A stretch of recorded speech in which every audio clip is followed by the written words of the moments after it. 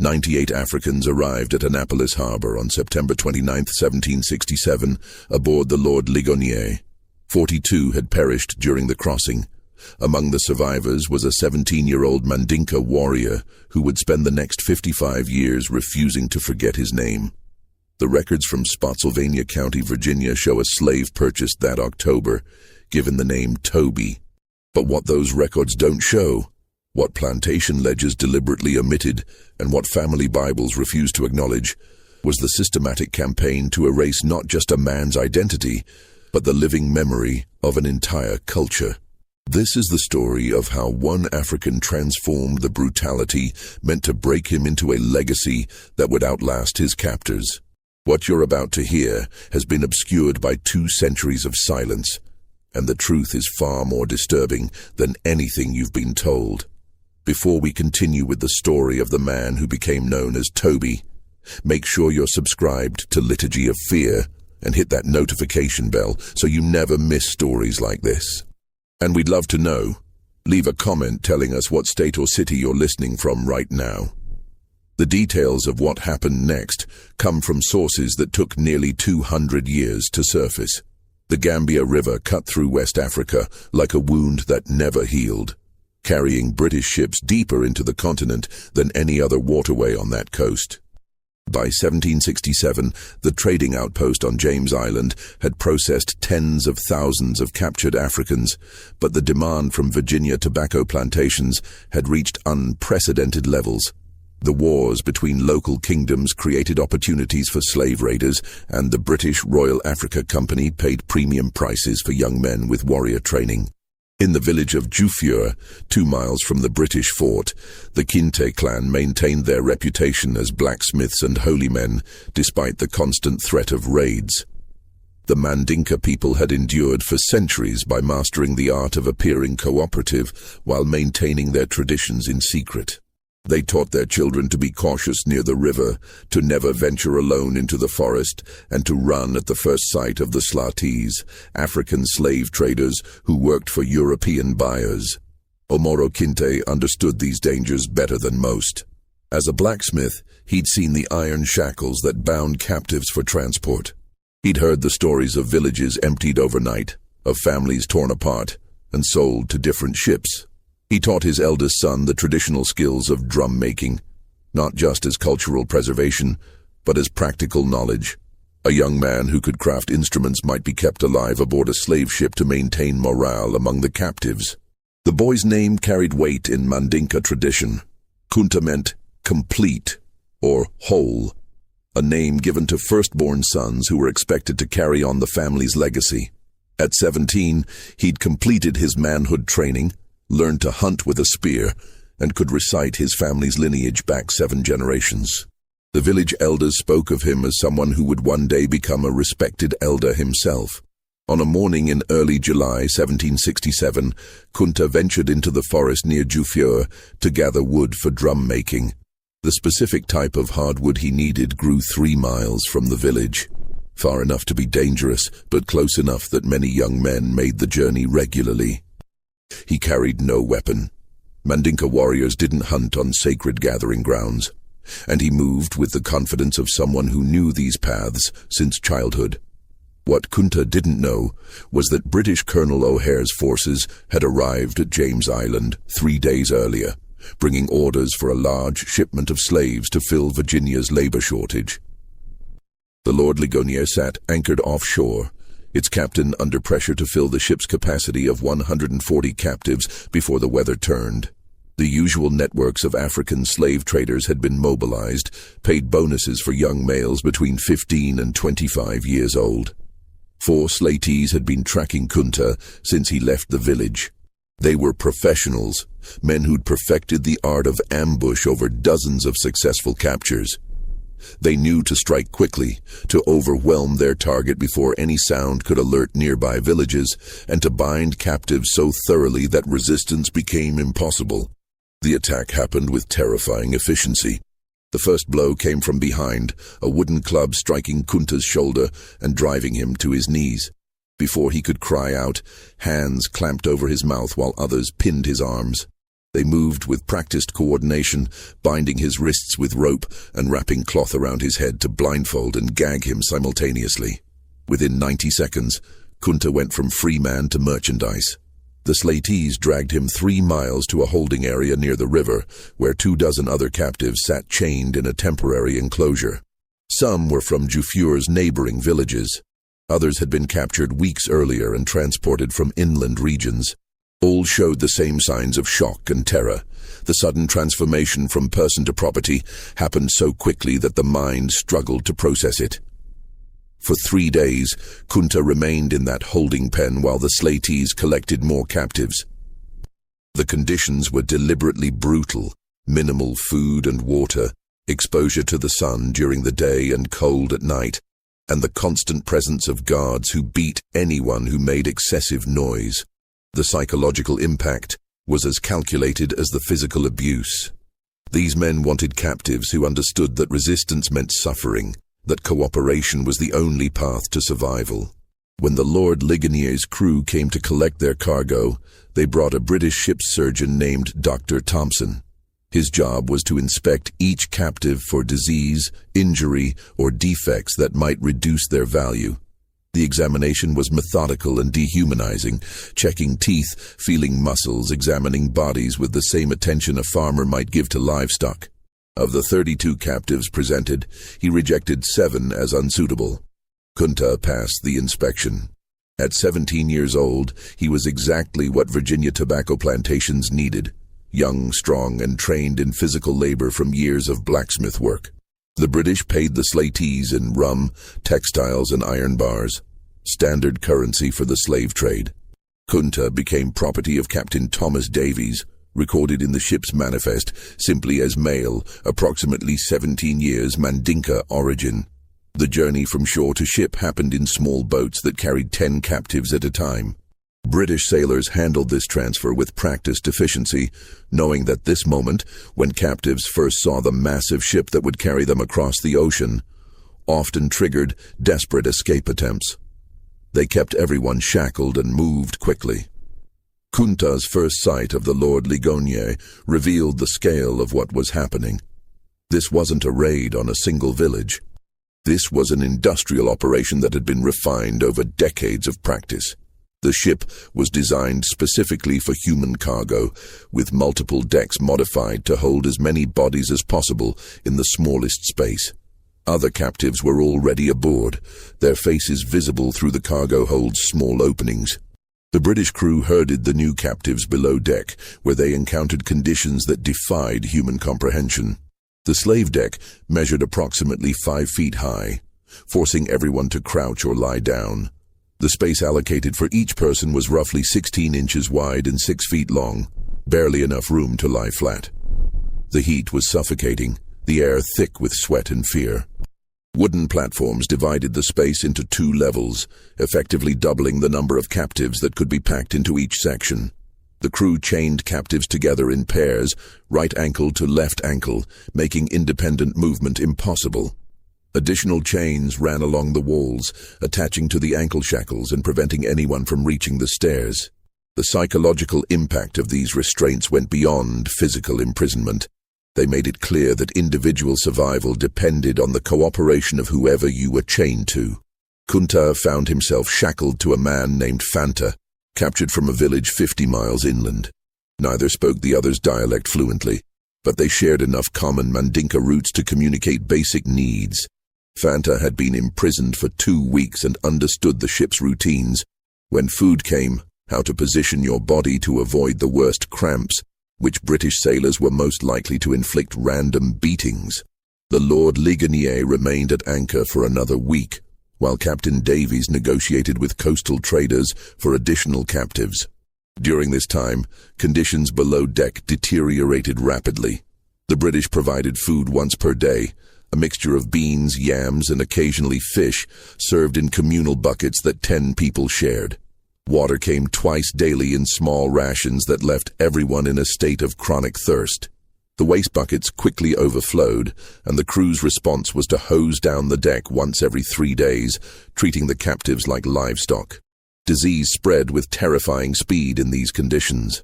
Dysentery appeared within days, causing severe dehydration and weakness. A fever swept through one section of the hold, killing 4 men in the first week. The ship's surgeon examined the sick, but made no attempt to treat them. His job was to assess whether they might recover enough to be sellable, not to provide actual medical care. On July 5, 1767, the Lord Ligonier departed Africa with 140 captives chained below deck. Captain Davies recorded in his log that he was satisfied with the cargo's quality and expected a profitable voyage. What he didn't record was the systematic brutality required to maintain control over that many desperate people trapped in nightmare conditions. The Middle Passage, the journey across the Atlantic from Africa to the Americas, typically took between 6 and 12 weeks depending on weather conditions. The Lord Ligonier's route would carry them past the Cape Verde Islands, then southwest across the ocean's widest point before catching the trade winds toward the Caribbean and up the North American coast to Annapolis. For the captives, the voyage became an endless cycle of suffering punctuated by brief moments on deck. British policy required bringing slaves topside once per day for exercise, 30 minutes of forced movement while still shackled, ostensibly to prevent muscle atrophy but really to reduce the death rate enough to protect profits. These moments provided the first opportunity for captives to communicate across language barriers and recognize the scale of their collective situation. Kunta's training as a warrior and his cultural education proved useless in this context. Everything he'd learned about courage, honor, and resistance meant nothing when you were chained in darkness with no weapon and no knowledge of where the ship was taking you. The psychological torment was methodical. Isolation from everyone who shared your language, uncertainty about your destination, and the physical weakness from minimal food and water that made clear thinking nearly impossible. But Kunta noticed patterns in the British crew's behavior. The sailors who brought food were less vigilant during rough weather. The deck exercise happened at the same time each day unless storms prevented it. The ship's surgeon rarely ventured into the holds between formal inspections. These observations meant nothing in terms of immediate escape, but they indicated that the ship's operations followed routines that could potentially be exploited. Other captives made similar observations. A man named Kadi, who'd been a trader before his capture, understood some English from dealing with British merchants. He listened carefully to conversations among the crew and reported what he learned to those around him. The ship was bound for Naples, which some captives recognized as the Mandinka pronunciation of Annapolis. They would be sold at auction to work on tobacco plantations. The British expected most of them to die within 10 years from brutal labor conditions. This information created an impossible dilemma. Several captives discussed attempting a rebellion once enough of them reached the deck simultaneously. But the shackles made coordinated action nearly impossible, and the British crew was armed with muskets and cutlasses. Any rebellion that failed would result in immediate execution of everyone involved. The risk calculation was brutal: attempt escape and almost certainly die, or accept slavery with the slim possibility of eventual freedom. Kunta listened to these debates but didn't participate. His father had taught him that warriors choose their battles based on realistic assessment of victory chances, not on pride or desperation. Everything about their current situation made rebellion suicidal. But he filed away every detail about the ship's routines, every weakness in the British crew's procedures, every piece of information that might prove useful later. 3 weeks into the voyage, a fever swept through the hold with devastating speed. The same conditions that made the space hellish: extreme heat, lack of ventilation, contaminated water, inadequate sanitation, created perfect breeding grounds for infectious disease. Men who'd survived capture and the journey to the ship died shackled to their partners, their bodies left in place for hours or sometimes days until the crew noticed and removed them. The ship's surgeon, Dr. Thompson, recorded each death in his log with clinical detachment. By his calculation, a 15% mortality rate was acceptable on slaving voyages. 30% required investigation. If deaths exceeded 40%, the captain would face scrutiny from the Royal Africa Company for mismanagement. The dead weren't people who'd lost their lives, they were inventory that affected profit margins. Kunta's partner, Fanta, developed the fever during the 4th week. The early symptoms were unmistakable: shaking chills despite the oppressive heat, severe headache, growing delirium. Fanta remained lucid enough to recognize what was happening to him, and in a moment of heartbreaking clarity, he apologized to Kunta for what would come next. Within 2 days, Fanta died, and Kunta spent 18 hours chained to a corpse before the British crew noticed and removed the body.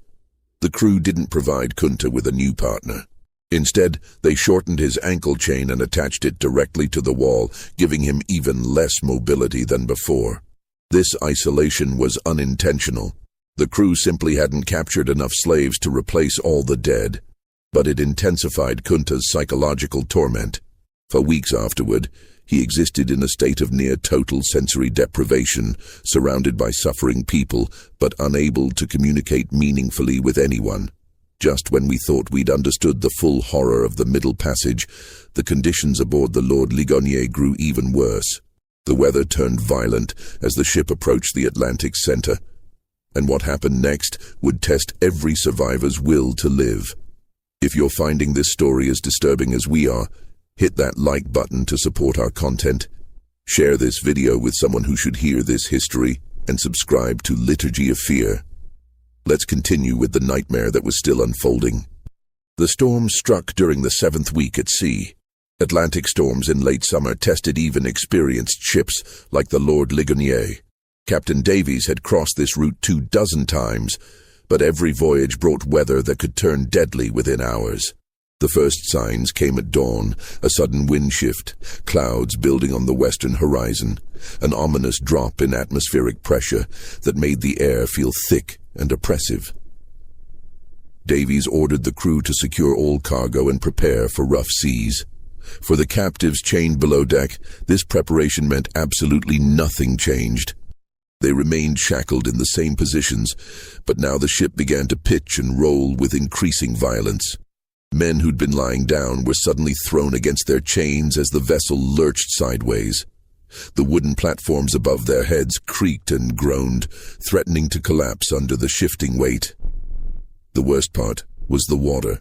Atlantic storms drive waves over the deck, and on slave ships, that water had nowhere to go except down into the holds through the small ventilation grates. Within hours, 6 inches of seawater sloshed back and forth across the slave deck, mixing with waste from the overflowing buckets and creating a toxic soup that captives couldn't escape. The shackles kept everyone pinned in place, while contaminated water washed over them repeatedly. Kunta had experienced tropical storms in Africa, but nothing prepared him for the helplessness of being chained during a maritime disaster. The ship would rise on a wave, pause at the crest, then plunge downward with enough force to lift chained bodies briefly off the wooden platforms before slamming them back down. The sounds were terrifying: timbers groaning under stress, crew members shouting orders overhead and all around him. The cries of men convinced the ship was sinking, and they would drown while shackled in the darkness. The storm lasted 4 days. During that time, the British crew made no attempt to bring food or water below deck. Maintaining their own safety took priority over preserving their cargo. The captives existed in a nightmare state of thirst, hunger, violent motion, and the constant fear that the next wave would be the one that broke the ship apart. Several men lost their minds during those 4 days, screaming continuously until their voices gave out, then continuing to scream silently with mouths open and eyes showing nothing but terror. When the weather finally cleared, Dr. Thompson descended into the holds to assess the damage. 18 more captives had died, some from injuries sustained during the violent motion, others from drinking the contaminated water out of desperate thirst, and a few from what appeared to be purely psychological collapse. The surgeon ordered the bodies removed and thrown overboard, then had the crew hose down the slave deck without bothering to move the survivors first. The Lord Ligonier's journey illustrated the precise calculations of the transatlantic slave trade. Captain Davies had departed Africa with 140 captives. The storm deaths brought the total mortality to 42, a 30% loss rate. This was higher than Davies preferred, but still within acceptable bounds for a voyage that encountered severe weather. The Royal Africa Company would calculate profits based on the 98 survivors, minus the operational costs of the voyage, and determine whether Captain Davies deserved a bonus or censure. For Kunta and the other survivors, the storm's end brought no relief. The reduced number of captives meant even less incentive for the crew to maintain basic hygiene in the holds. The bodies had been removed, but the contamination remained. Disease continued to spread, now complicated by infections from the injuries people had sustained during the violent motion. The ship's surgeon provided no treatment. His job was to monitor whether slaves would survive long enough to be sold, not to actually heal them. During the 9th week at sea, something shifted in Kunta's consciousness. The psychological weight of sustained trauma, isolation, and helplessness had been gradually eroding his sense of self. He'd watched men lose their minds, seen death become so commonplace that bodies being removed no longer triggered emotional responses, and felt his own identity begin to fragment under the relentless assault on his humanity. But there was one thing his captors hadn't been able to take: his name. In Mandinka culture, names carried power. They connected you to your ancestors, defined your place in the community, and represented your essential identity. Kunta meant whole or complete, and his father had chosen it specifically to indicate that this child would grow to fulfill his destiny. As long as Kunta remembered his name, remembered the words his father had spoken during his naming ceremony, remembered the lineage that stretched back 7 generations, some core part of him remained beyond British control. Other captives near him had begun to lose their names. Under the sustained trauma of the Middle Passage, memories became unreliable. Men who'd boarded the ship knowing exactly who they were found themselves struggling to recall basic details about their previous lives. Languages blurred together. Cultural practices that had seemed eternal in Africa began to feel like half-remembered dreams. The British didn't need to actively erase these identities. The conditions they created did that work automatically. Kunta began a private ritual that would sustain him through the remaining weeks of the voyage. Each morning during the brief exercise period on deck, he would silently recite his full lineage. I am Kunta Kinte, son of Omoro Kinte, grandson of Kairaba Kunta Kinte, the holy man of the Kinte clan of Jufur. He would list his father's teachings, remember specific lessons about blacksmithing and drum-making, recall the taste of foods from his village. These memories became his resistance, evidence that he existed as a complete person, despite British attempts to reduce him to merchandise. The Lord Ligonier sighted the North American coast during the 11th week. The appearance of land triggered visible changes in the crew's behavior. They cleaned the ship more thoroughly, made repairs to damaged equipment, and even improved the captives' food slightly. These preparations had nothing to do with humanitarian concerns and everything to do with market value. Potential buyers in Annapolis would inspect the cargo carefully, and slaves who appeared too weak or diseased would sell for reduced prices. On September 29, 1767, the ship entered Annapolis harbor.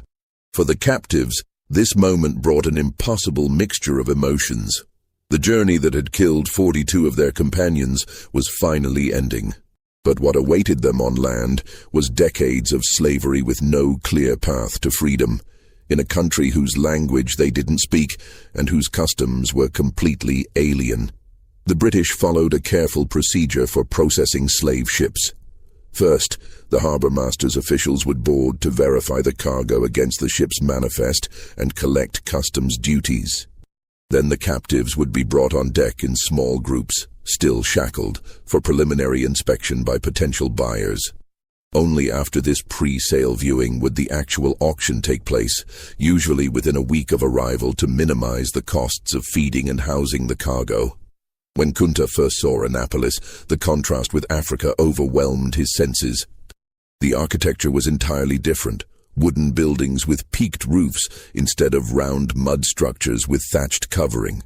The climate felt alien, cooler and drier than the tropical humidity he'd known his entire life. And the people were almost entirely white, with only a handful of Africans visible working along the docks. The Maryland Gazette published an advertisement on October 1st, 1767. Just imported, in the ship Lord Ligonier, Captain Davies, from the River Gambia, a cargo of choice, healthy slaves, for sale at Annapolis on Tuesday, the 7th of October. That phrase, choice, healthy slaves, represented the culmination of a commercial process that had transformed human beings into agricultural equipment. The 42 dead weren't mentioned in the advertisement. The trauma experienced by the survivors was irrelevant.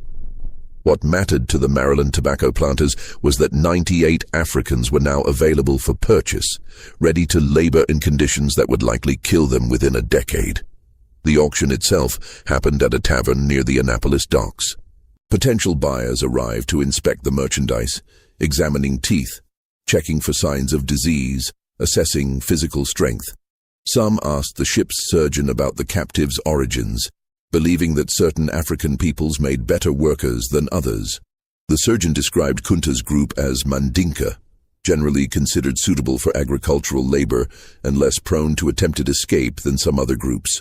This assessment was catastrophically wrong, but white colonists' understanding of African societies was so shallow that they treated all captured peoples as essentially interchangeable.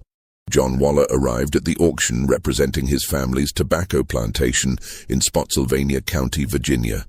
The Wallers were a prominent family. John's grandfather had been a wealthy landowner, and the family maintained multiple properties worked by dozens of enslaved people. John needed several young male slaves to replace workers who'd recently died from disease or work-related injuries, and he'd brought sufficient funds to purchase 3 or 4 captives.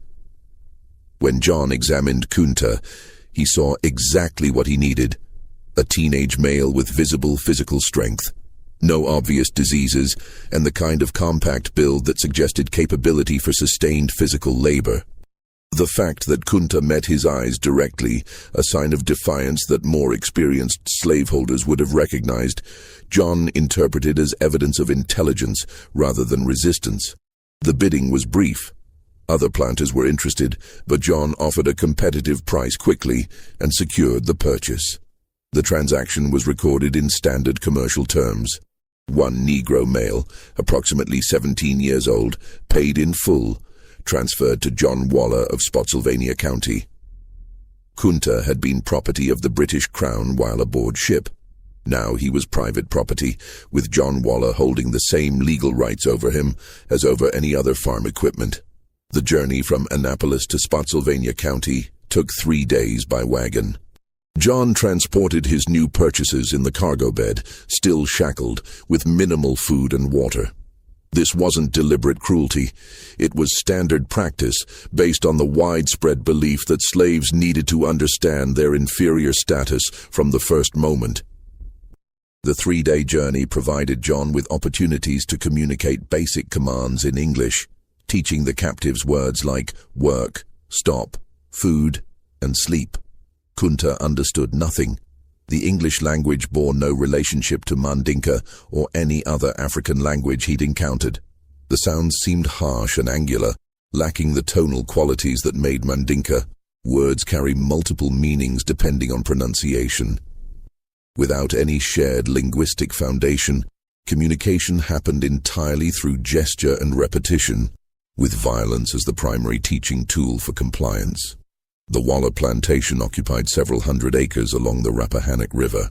Tobacco was the primary crop, supplemented by corn and vegetables grown for local consumption. The labor force consisted of approximately 30 enslaved people, mostly African-born, with a few second-generation slaves who'd been born on the plantation. A white overseer named Connolly managed daily operations under John Waller's general supervision. and Connolly's approach to management relied heavily on intimidation and selective violence to maintain control. When Kunta arrived at the plantation, the enslaved community watched with the wary assessment of people who understood that new arrivals changed the social dynamics. Would these Africans be cooperative or defiant? Did they speak any common language with the existing workers? Were they skilled in any crafts that might earn them lighter work assignments? Or would they become field hands, subject to the most brutal labor? John Waller's first order of business was renaming his new property. In his ledger, he recorded, "Negro male purchased Annapolis, October 1767, given the name Toby." This renaming wasn't arbitrary. It was a deliberate step in the process of transforming a person into a slave. African names were too difficult for white people to pronounce, supposedly, and more importantly, they represented cultural identity that needed to be erased. A slave named Toby had no connection to Africa, no history beyond what his owner permitted, no identity except as property. When Connolly introduced Kunta to the other slaves using this new name, pointing at him and saying Toby repeatedly, Kunta's response was immediate and instinctive. He pointed to himself and said clearly, "Kunta Kinte." Connolly interpreted this as failure to understand rather than refusal to comply, and repeated the name more slowly and loudly, "Tubai, Kunta Kinte." Kunta said again with the same clear insistence. In that moment, the fundamental conflict that would define the next 5 decades of his life became explicit. John Waller owned Kunta's body, controlled his labor, could sell him or beat him or work him to death. But Kunta's name, the core of his identity, remained his own. Connolly's solution to this communication problem was violence. He struck Kunta across the face, then repeated the name Toby while pointing at him. Kunta responded by saying his real name again. Connolly struck him harder. Kunta, drawing on his warrior training and his father's teachings about dignity under duress, maintained eye contact and repeated, "Kunta Kinte." What Connolly and John Waller failed to understand was that they were witnessing cultural values that had sustained the Mandinka people for centuries. Kunta had been taught that names carried power, that identity transcended physical circumstances, and that a man who accepted false identity lost something more essential than life itself. From Kunta's perspective, being beaten for asserting his name was painful, but acceptable. Accepting a false name would mean spiritual death. This confrontation continued for 3 days. Each time someone called him Toby, Kunta would correct them with his real name.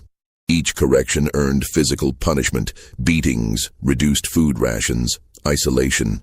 The other enslaved people on the plantation watched this conflict with mixed emotions. Some admired Kunta's courage. Others saw it as foolish resistance that would bring harsher treatment for everyone. An older enslaved man named Fiddler, who'd been born in Africa but had lived in Virginia for 40 years, approached Kunta during a work break. Speaking in broken Mandinka mixed with English, Fiddler tried to explain the reality of their situation. The white men owned everything, including the ability to determine names. Resistance on this point was futile and would only bring suffering. Better to accept the name Toby publicly while maintaining your true identity privately. But Kunta couldn't accept this compromise. His father had taught him that partial surrender to injustice inevitably led to complete surrender. If he accepted a false name even in public, he would be acknowledging the white men's power to define his identity. That acknowledgement would be the first step toward becoming the property they claimed him to be, rather than a person who was being held in unjust captivity. On the 4th day, John Waller brought Kunta to the plantation's main house for what he called a lesson in obedience. The process was systematic and deliberately public. Waller had Kunta tied to a post in full view of the other slaves, then explained through Connolly's translation what was about to happen. Kunta would be whipped until he accepted his new name. This wasn't punishment for specific misbehavior.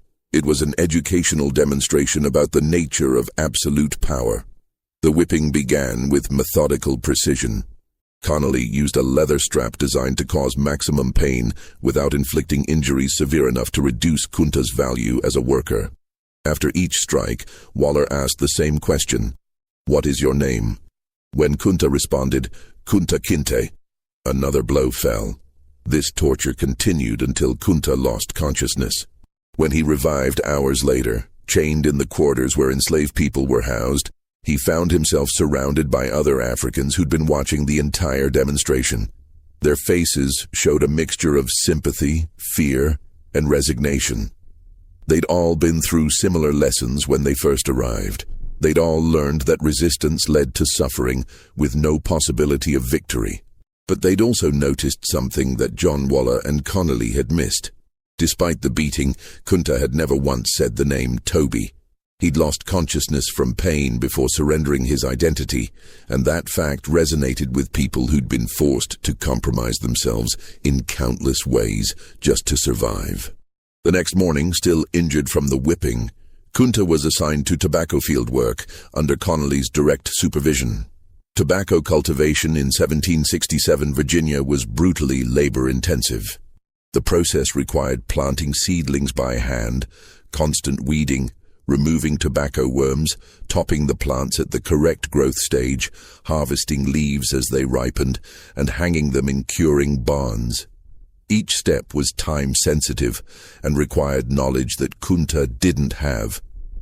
Connolly's teaching method consisted of demonstrating an action once, then beating anyone who failed to replicate it correctly. By this logic, a slave who didn't understand English should learn quickly through pain association. The reality was that Kunta spent his first weeks in constant confusion, never quite certain what was expected, always one step behind the other workers who'd had years to learn the routines. But Kunta possessed something that his captors didn't recognize: the observational skills his father had taught him during blacksmith training. A good blacksmith learned by watching subtle details, how metal changed color at different temperatures, which hammer blows achieved specific effects, how the sound of striking metal indicated its readiness for shaping. Kunta applied those same skills to learning plantation operations, watching not just what people did, but the precise sequence and timing of their actions.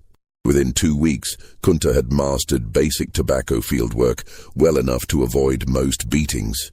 He still didn't understand English commands, but he'd learned to read the situation, watching what other workers did and replicating their actions, anticipating what Connolly would demand based on the time of day and stage of tobacco growth, keeping his head down and his movements steady to avoid drawing attention.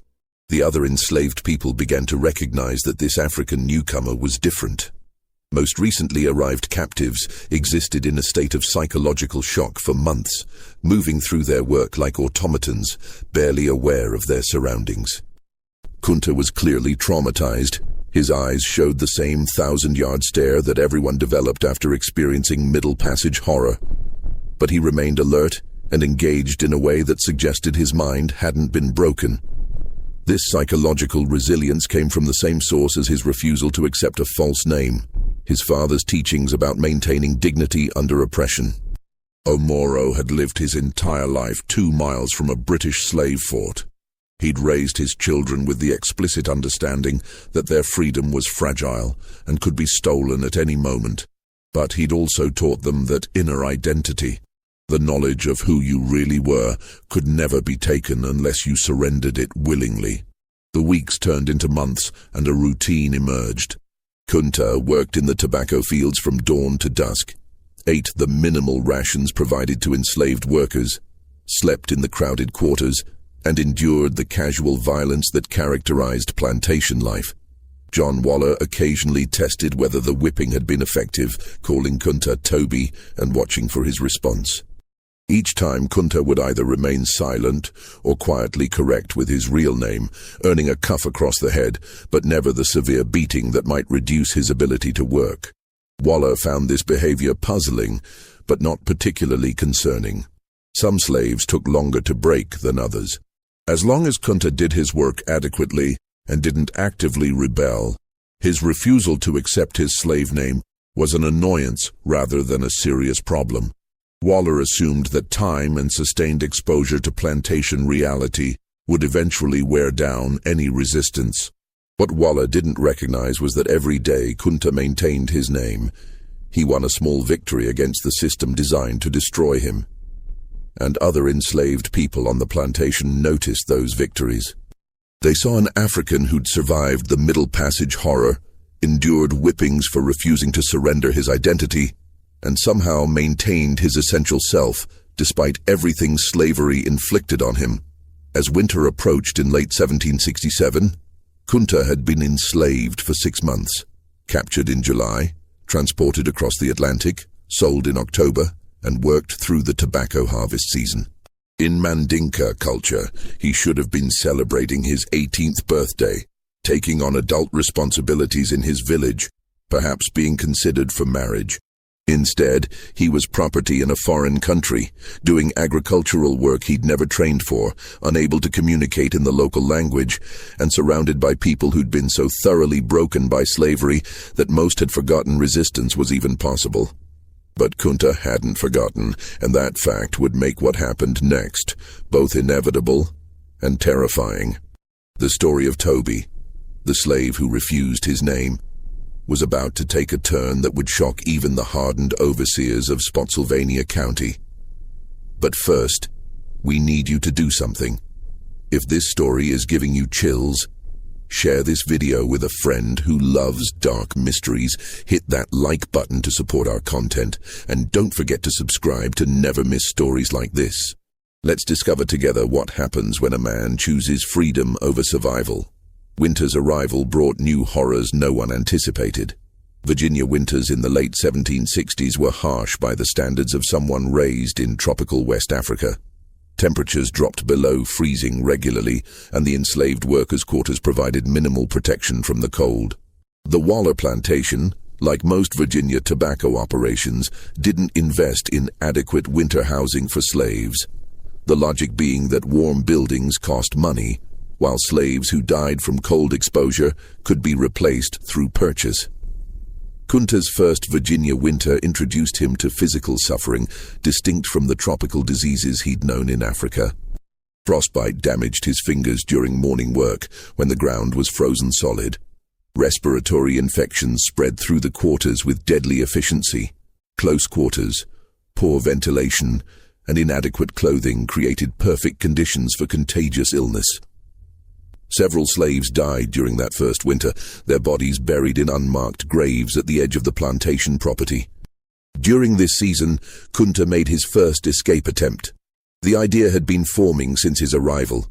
Every day at the plantation reinforced his understanding that this situation was temporary, not because anyone would free him, but because death from overwork, disease, or punishment would eventually end his suffering.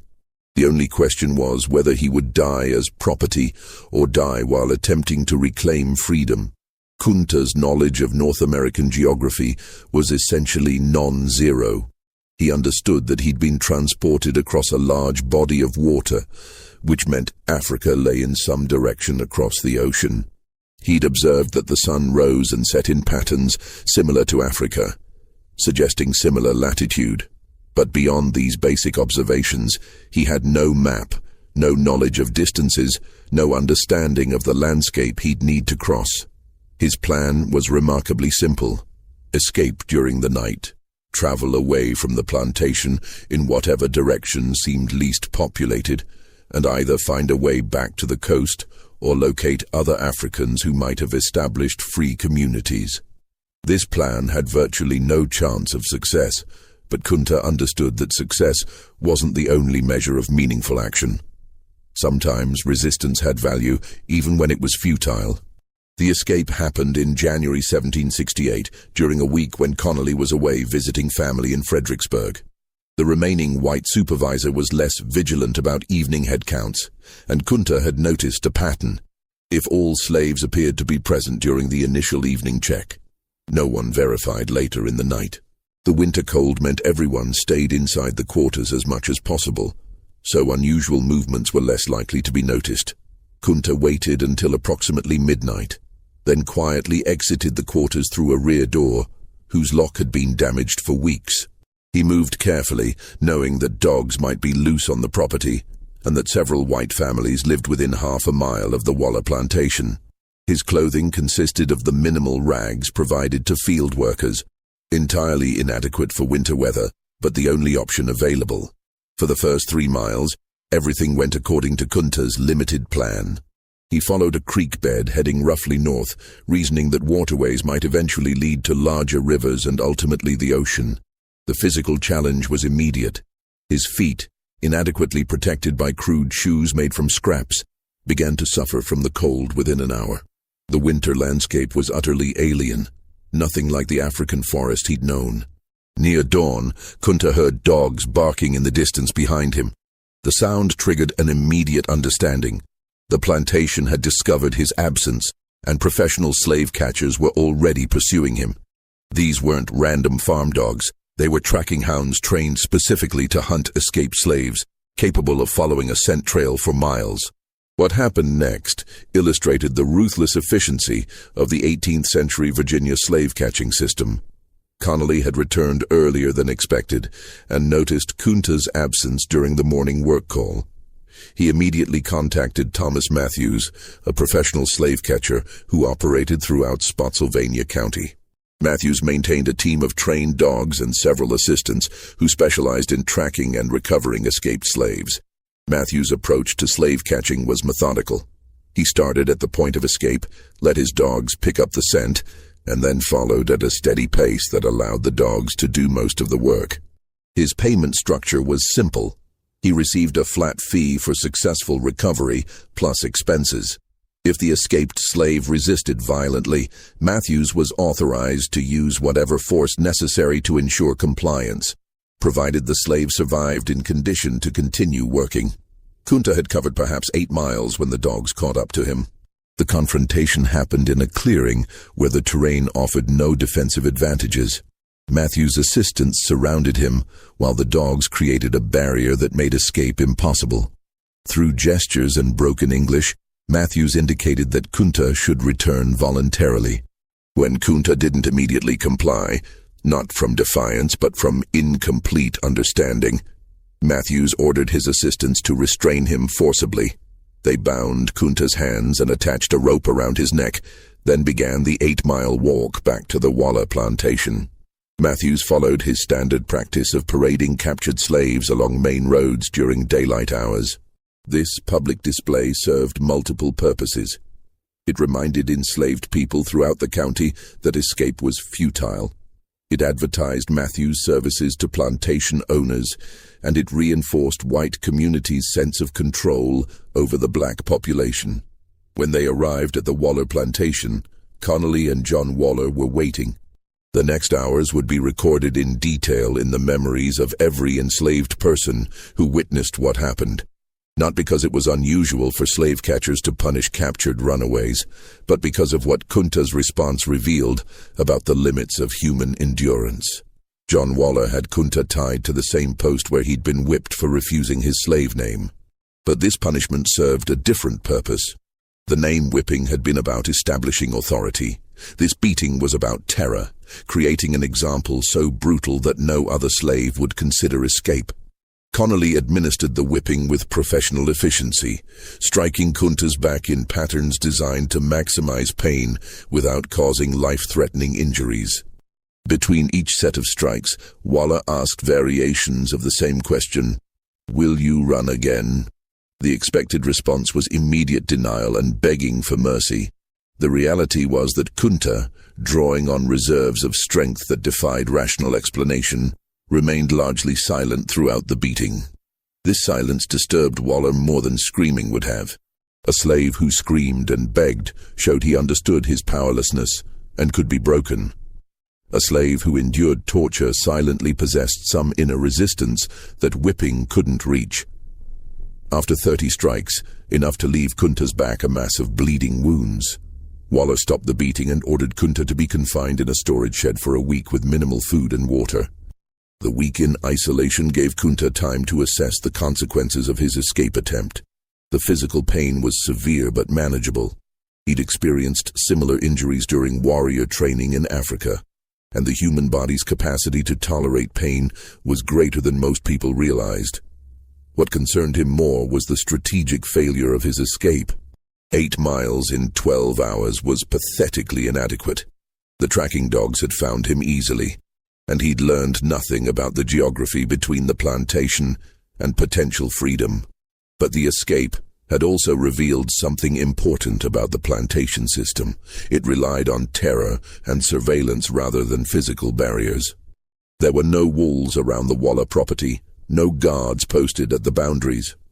The prison was psychological, the slaves' knowledge that escape meant being hunted by dogs and returned for brutal punishment. Kunta began to consider whether future escape attempts needed different planning. Rather than fleeing immediately without preparation, perhaps he needed to learn English, gather information about the landscape, identify potential allies, and wait for the right moment. This calculation required patience that his warrior training hadn't developed, but it also acknowledged the reality that impulsive escape attempts accomplished nothing except demonstrating defiance. When Kunta returned to fieldwork after his week of confinement, the other enslaved people treated him with a mixture of respect and concern.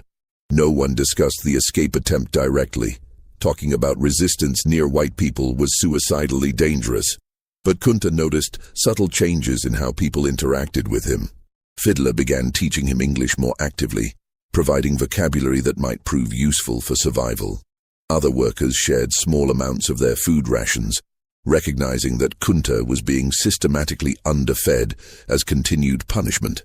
These small gestures of solidarity created bonds that John Waller and Connolly never recognized. From the white perspective, the plantation's enslaved population consisted of separate individuals competing for slightly better treatment. The reality was that trauma and oppression created powerful connections among people who understood that survival required cooperation. As spring arrived in 1768, Kunta had been enslaved for 10 months. His English had improved enough to understand basic commands and communicate simple ideas.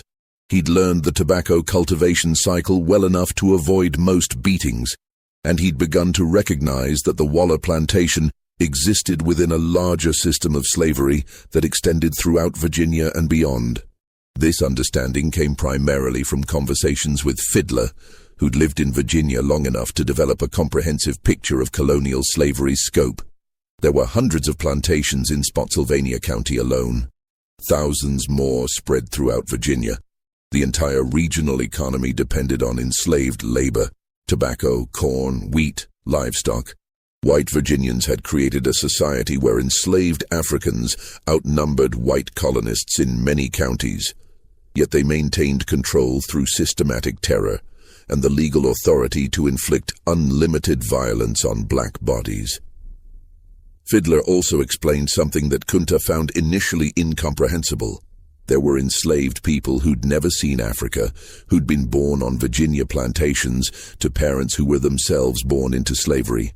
These second and third generation slaves grew up speaking English, practicing Christianity, and having no direct memory of African culture. From the white perspective, these people were ideal slaves. They had no alternative cultural framework and could be more easily controlled than African-born captives. This information forced Kunta to confront a disturbing possibility.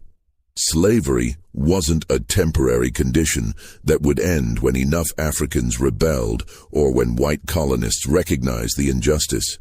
It was a permanent system designed to reproduce itself across generations. The children of enslaved people became property of their parents' owners. Freedom had no obvious path. In May 1768, Kunta made his second escape attempt. This effort showed slightly more planning than the first.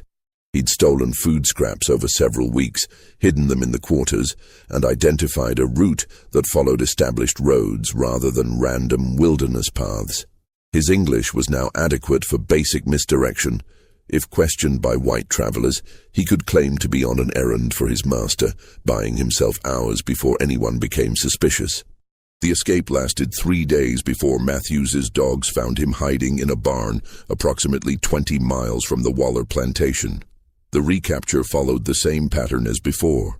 Matthews and his assistants surrounded him, bound him, and paraded him back along public roads as a warning to other potential escapees. John Waller's response was more severe this time. Kunta had demonstrated that standard punishment wasn't deterring his escape attempts. Waller needed to escalate to a level of consequence that would make further resistance psychologically impossible. The method Waller chose, cutting off half of Kunta's right foot, was standard practice in colonial Virginia for dealing with persistent escape attempts. The logic was coldly practical. A slave who couldn't run away effectively retained most of his agricultural labor value while losing his mobility. Plantation owners throughout the South used this particular mutilation frequently enough that there were established procedures for minimizing infection risk and recovery time. Dr. William Waller, John's brother and a trained physician, performed the amputation. The procedure happened in the plantation's tool shed, with Kunta tied down and several white men holding him still. No anesthetic was provided. The expense wasn't justified for slave punishment, and the pain was considered part of the deterrent effect. What the historical records don't adequately capture is the psychological impact of this mutilation. From John Waller's perspective, he was modifying property to prevent future loss, no different than branding cattle or clipping a horse's tendons to prevent bolting. From Kunta's perspective, he was experiencing state-sanctioned torture inflicted by someone who believed he had the moral and legal right to permanently maim another human being. The amputation achieved its intended physical effect. Kunta would never again be able to run effectively, which meant future escape attempts would face insurmountable practical obstacles. But it had an unintended consequence. It transformed Kunta from an anonymous field slave into someone whose story other enslaved people remembered and repeated. Stories about the African who'd tried to escape twice despite knowing the consequences, who'd endured mutilation rather than submit completely to slavery, who maintained his real name despite years of punishment. These narratives spread through the informal communication networks that connected enslaved communities throughout Virginia. Kunta became a symbol of resistance, not because his resistance was successful, but because it continued despite absolutely overwhelming odds. During his recovery from the amputation, confined to the quarters and unable to work, Kunta had extended conversations with Fiddler and other long-time slaves. These discussions revealed aspects of plantation life he hadn't previously understood. The other enslaved people had developed sophisticated strategies for preserving dignity and humanity despite their circumstances. They maintained secret family connections across different plantations. They practiced African religious traditions in hidden gatherings. They taught their children about freedom, even when freedom seemed impossible. These conversations also revealed the complexity of survival under slavery. Some people had chosen cooperation with plantation authorities, serving as foremen or house servants, trading minor privileges for enforcing discipline among field workers. Others had embraced Christianity, finding in the religion a framework for understanding suffering and maintaining hope for eventual justice. Still others had developed psychological mechanisms that allowed them to function despite trauma, compartmentalizing their sense of self, performing obedience while maintaining private resistance. Kunta listened to these stories and recognized that his absolutist approach, refusing his slave name, attempting escape despite impossible odds, represented only one strategy among many. Other people's choices weren't cowardice or collaboration, they were different answers to the same impossible question. How do you maintain humanity when a system is designed to destroy it? When Kunta returned to work after his injury healed, his assigned tasks changed. With limited mobility from the amputation, he couldn't keep up with field work that required constant movement. Instead, Dr. William Waller, who'd purchased Kunta from his brother after the amputation, assigned him to garden maintenance and eventually to driving the buggy that transported the Waller family around the county. This role change brought Kunta into closer contact with the Waller household and provided insights into white colonial society he hadn't had as a field worker. He observed the Wallers' daily routines, their social relationships with other plantation families, their religious practices, and their casual discussions about slavery, as if it were no more morally complicated than livestock management. These observations forced Kunta to confront a disturbing truth. The white people who enslaved him weren't monsters in the simple sense. They were ordinary people who'd been raised in a society that normalized absolute power over black bodies. They attended church, celebrated holidays, expressed love for their families, and genuinely believed they were moral beings, while simultaneously owning human beings and treating them as agricultural equipment. This realization didn't create sympathy. Kunta understood that normalized evil was still evil, but it clarified the magnitude of what he was fighting against. Slavery wasn't maintained by a few cruel individuals who could be removed or persuaded. It was woven into the entire social structure of colonial Virginia, supported by law, religion, economics, and cultural assumptions that most white people never questioned. As the years passed, 1769, 1770, 1771, Kunta's role on the Waller plantation became increasingly complex. He learned English fluently, which allowed him to understand the full scope of what slavery meant in Virginia. He observed the plantation's operations closely, recognizing the economic calculations that determined every aspect of enslaved life. And he began to recognize that his resistance had taken a different form than he'd originally imagined. He couldn't escape. The amputation had made that physically impossible, and he couldn't fight. One man against an entire system backed by legal authority and unlimited violence had no chance. But he could maintain his identity, preserve his cultural knowledge, and pass that legacy to others. His name remained Kunta Kinte, regardless of what the Wallers called him. His identity as a Mandinka warrior remained intact, despite his enslaved status. During this period, Kunta developed a relationship with an enslaved woman named Belle, who worked as the Waller household's cook. Belle had been born in Virginia to African parents, and her life experience bridged the gap between African cultural memory and American enslavement. She spoke English as her primary language, but remembered African words her parents had taught her. She practiced a hybrid religion that combined Christianity with African spiritual traditions, and she'd developed survival strategies that balanced cooperation with the Wallers against maintaining private resistance. Their relationship grew slowly over months of conversation in the plantation kitchen, where Kunta would wait while Dr. Waller conducted business inside the house. Belle recognized in Kunta something she'd rarely seen: an African-born person who'd maintained his essential identity despite years of brutal attempts to break him. Kunta recognized in Belle someone who'd found ways to preserve humanity in circumstances designed to destroy it. In 1772, Belle became pregnant with Kunta's child. This pregnancy represented a moment of profound significance for Kunta. In Mandinka culture, having children meant continuing your family line, passing on cultural knowledge, and ensuring that your identity would survive beyond your death. Under slavery, having children meant bringing a new person into bondage, watching your daughter or son become property, and knowing they would suffer the same trauma you'd experienced. Belle's daughter, whom Kunta insisted on naming Kizzy, a Mandinka word meaning "you stay put," was born in 1773. Kunta approached fatherhood with the same determination he'd brought to maintaining his name. He would teach Kizzy African words, tell her stories about her grandfather Omoro Kinte, and ensure she knew that her real heritage extended beyond the plantation where she was born as property. This teaching happened in secret during moments when no white people were present to observe. Kunta would hold his infant daughter and speak to her in Mandinka, describing the village of Jufur that she would never see.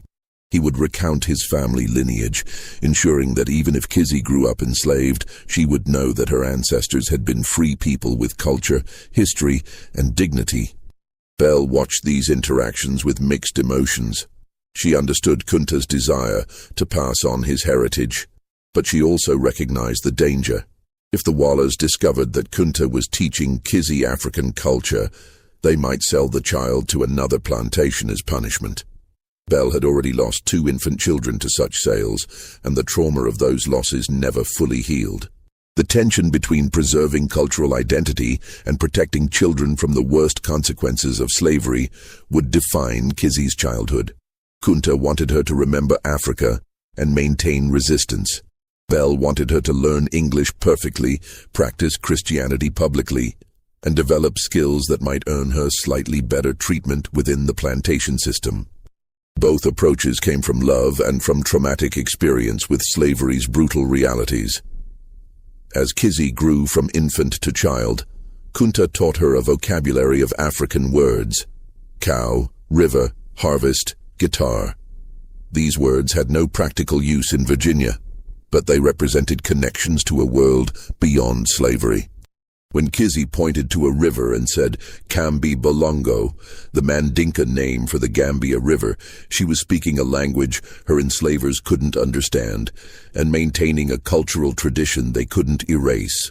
In 1780, when Kizzy was 7 years old, something happened that would test everything Kunta had tried to teach her about identity and resistance.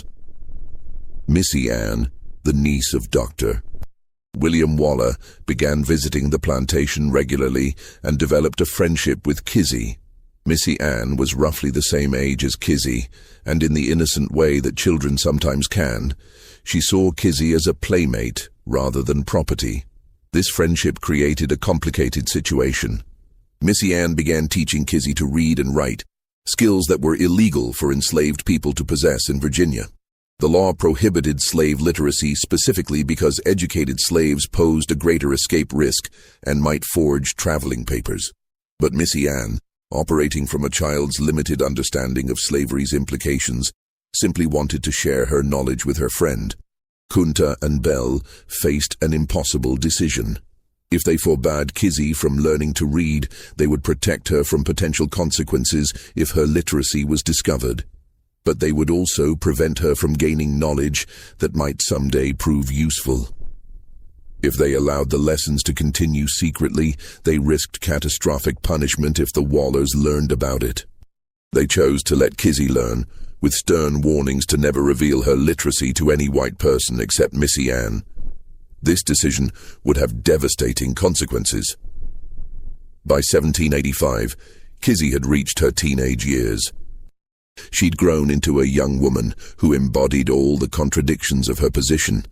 American-born but raised with African cultural knowledge, enslaved but literate, aware of the plantation system's brutality, but never having experienced the Middle Passage horror her father endured.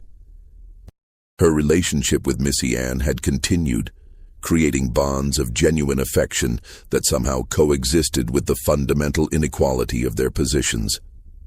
During this time, a young enslaved man named Noah arrived at a neighboring plantation. Noah had been born in Virginia and was close to Kizzy's age. The two developed a relationship during church gatherings where enslaved people from multiple plantations were permitted to attend services together.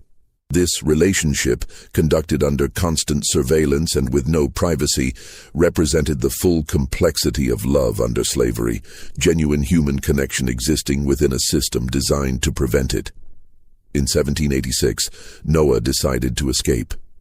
His plan was to reach Pennsylvania, which had begun gradual emancipation, and then somehow return to help Kizzy escape as well. This plan had virtually no chance of success. But Noah was young enough to believe that love could overcome systemic oppression.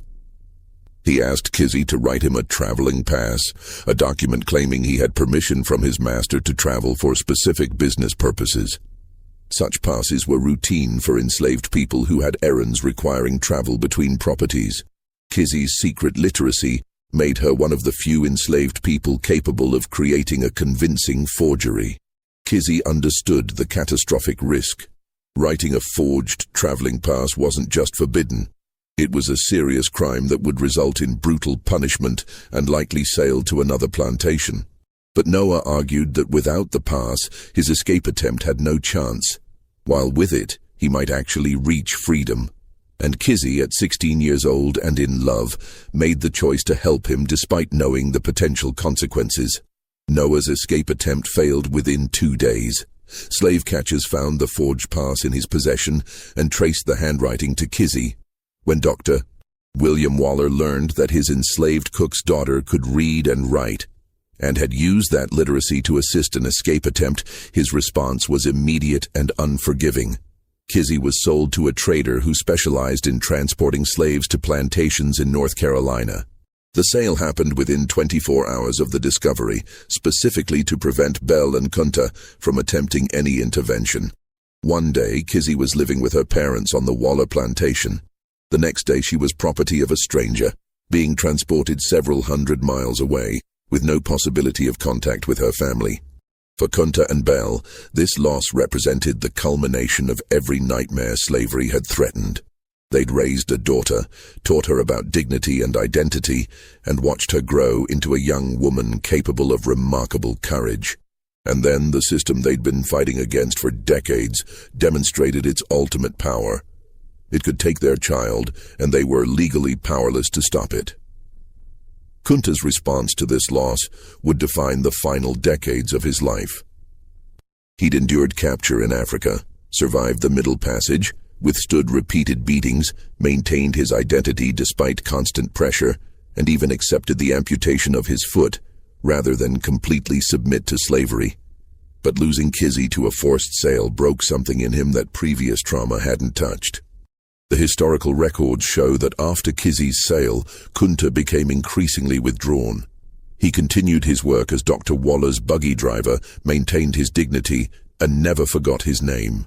But friends among the enslaved community noticed changes, longer periods of silence, less engagement with the small resistances that had characterized his earlier years, a kind of resigned acceptance that the system he'd been fighting would ultimately win. This psychological shift wasn't surrender in the simple sense. Kunta never accepted that slavery was justified or that he deserved his status.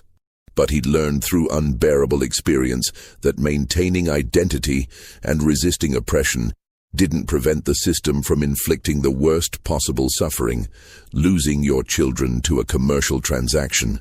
The years continued with grim inevitability. Kunta worked, aged, and watched as the plantation system refined itself. Virginia's tobacco economy expanded. More Africans arrived through the slave trade. Second and third generation enslaved people grew up knowing no other life. And the white colonial society that depended on this system developed increasingly elaborate justifications for why enslaved people deserved their status. In 1810, Belle died from complications of pneumonia, one of many diseases that spread through enslaved quarters due to inadequate housing and medical care. Kunta continued working for another 12 years, until age and accumulated injuries made even light labor impossible. In 1822, at approximately 70 years old, Kunta Kinte died on the Waller plantation, still enslaved, never having returned to Africa or gained his freedom. The plantation records show his death recorded as Toby, age approximately 70, died of natural causes. No mention of Africa, no acknowledgement of the Middle Passage, no recognition of the 2 escape attempts or the amputation that resulted. Just a brief note documenting that property had been lost and needed to be replaced. But in the memory of enslaved people throughout Virginia and eventually throughout the South, Kunta Kinte's story survived. Parents told their children about the African who refused to accept his slave name. Communities remembered the man who tried to escape even after his foot was cut off.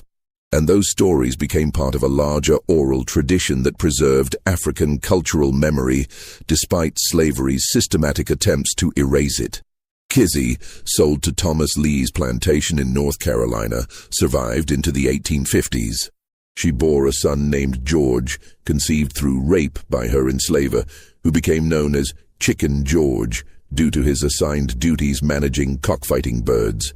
George would eventually gain his freedom, and his children would live to see slavery's legal end in 1865. Through 7 generations, Kunta Kinte's name and story were passed down through oral tradition, surviving when written records were destroyed or never created.